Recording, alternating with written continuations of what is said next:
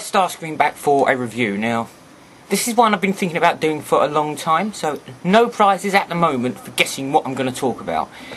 I wanted to do this chap justice because he's got a hell of a lot of backstory, and he was a very interesting, long-running character through the Transformers continuity. So, without further ado, as it were, we have Unicron. Now, we know this is Armada Unicron. And we're going to just a little bit of detail about why there is only Armada Unicron and not a G1 counterpart to it. So I think I'll start with what happens originally. Now, we know the movie, don't we? There's two continuities. There's the show continuity about where this guy comes from, and there's the comic book continuity. Now, the cartoon one is absolutely hilarious, and not in a good way, in a very bad way. Very quickly written because the season was running out. One of the people said that, well, actually speaking to one of the writers, I think it was, he said if it had gone to season 4, Unicron was going to return, he was going to team up with the Quintessons against the Autobots. But it didn't make it really into proper season 4, did it? Only about 3 episodes of the Headmasters, and that's gone as quick as it came. Alright, so he comes in the movie. I'm going to stick to the cartoon continuity first. As we know, he's destroyed eventually by Rodimus Prime with the power of the Matrix. And his head's blasted off, and he leaves in orbit like one of the little moon bases that he'd crushed earlier on. So his head is floating around all through season 3. Now, he has a few speaking parts in season 3. He never gets his body back, but he does communicate via his thoughts to the other, well, to this, primarily Starscream, who he tries to get to do his bidding. But unfortunately, Starscream is a two-timing, double-crossing, backstabbing good-for-nothing. All Starscream wants is his own body back, and Unicron's the only one he knows and possibly is able to do this for him. But inevitably, it all goes a bit pear-shaped. Unicron doesn't get what he wants, doesn't get Cybertron for a body, and Starscream gets killed again. And that's the last we see of Starscream in his G1 form. Damn shame. Anyway, on to Unicron. Okay, so it's explained in the show later on in Call of the Primates or Call of the Primitives. I always get that name wrong, but I know it's one of them. I'm guaranteed 100% certain it's one of them. And it turns out that Unicron was created by a small monkey named Primacron as an experiment. And an experiment that went wrong because he couldn't control Unicron because Unicron wanted to be master of his own ends and conquer the universe. And Primacron was in his way.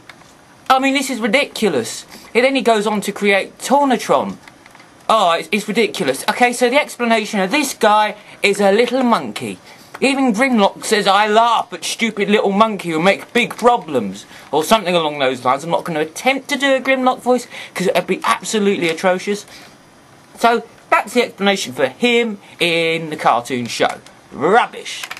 Alright, now the comic one is excellent.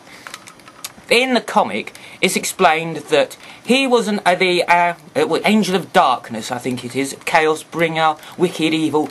Well, you can liken him to the devil, and his counterpart in this is Primus, Messenger of Light and Good and Hope. So yeah, we're kind of getting the idea that Primus is the good guy, and Unicron, by his actions so far, is not a nice chap. So, what transpires is they're battling, and Primus is worried because each battle that they have, more of Primus's creations are being wiped out, so he shifts the battle somewhere else. That starts going wrong for him, so he shifts it into a battle in a place where there's no physical form. So they're fighting in this physical, like, non-entity state kind of thing. But unfortunately, Primus isn't doing much better here either. In actual fact, I think he's beginning to lose, if memory serves. So he thought, this is not going well. So in a last-ditch effort to end the war, or to at least stop Unicron, he shifts it back into a galaxy form with, obviously, they've got a actual physical form again, so he shifts it back into a physical universe. Now, he does this at such a knee-jerk reaction that he doesn't actually think about what he's going to transform them back into when they become physical again, and he traps them both in asteroids. What a moron! You thought he'd have thought a bit, well, quick, asteroid. So they're stuck as asteroids. I think there's a physical presence, but they're stuck as asteroids. Well, that's pathetic, isn't it? So, Primus starts, well, thinks to himself, well, if I give myself a physical form again, I dare say Unicron's going to do the same. We'll start battling in this galaxy, start destroying life form, and it'll be back to where he started. So what he does is he goes down a different route. But Unicron, no, you know what, I liked having a body, I like crushing things, devouring things, and I want to destroy the universe again. So, after, what is it, millions and millions and billions and zillions of years, he eventually manages to start manipulating his asteroid into forming him a body, and he becomes the Chaos Bringer again. And he starts going through the same actions as he did before, destroying the universe. Excellent. He dies later on again, and then he arrives on the planet of junk, and he tries to use... I'm not going down that route. All that I'll say is, he's got a great comic book run, but we all know that, don't we? So, there's no prizes.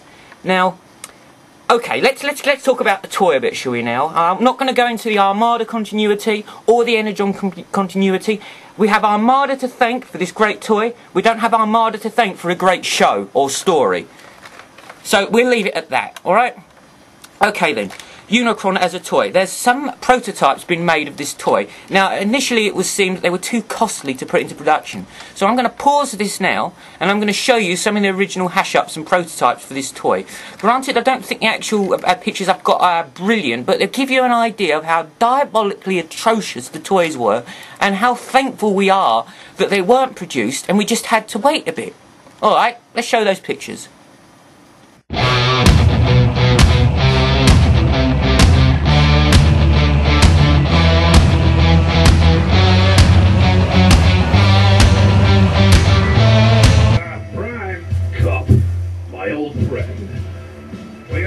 Defeated Unicron. He's just a head floating around in space now.